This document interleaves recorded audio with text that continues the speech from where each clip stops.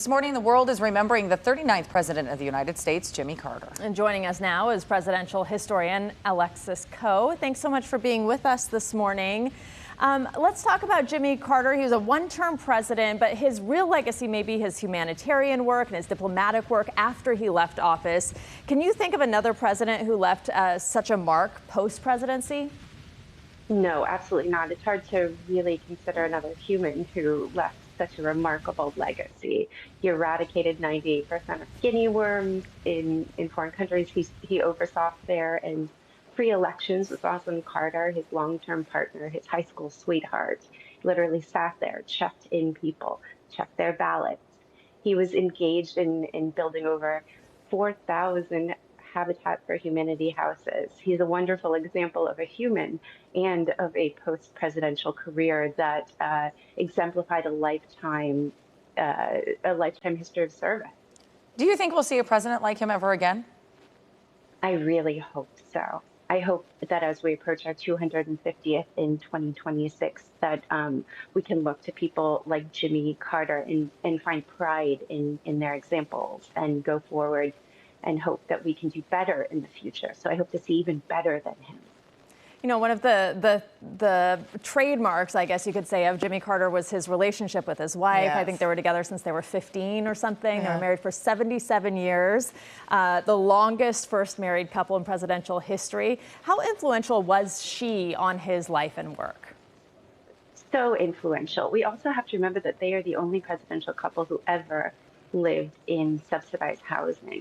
They really came up together and learned a lot about the game of politics and the game of exuding their values around the world. I went to go see Carter speak in Plain, Georgia, where they moved after the presidency, which is also a unprecedented move. People usually move to major cities or beautiful ranches. They don't move back to their hometowns, and particularly not Plains, which has a population of under 500. And I watched him give this incredibly moving sermon. Rosalynn was interrupting constantly to correct him and to make his message more powerful, and to show that she was really a part of this as much as he was. And I think that the give and take and sort of the importance and also just heartwarming aspect of those interludes were it really taught me a lot about their relationship.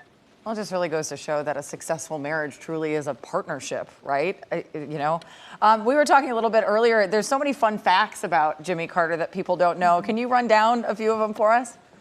Oh, there are so many fun facts. I mean, everyone, when, as a biographer, as a historian, I look through everyone's letters, their diaries, their ledgers. I know everything, but he is delightful in his little mannerisms and his peculiarities, as a lot of people are.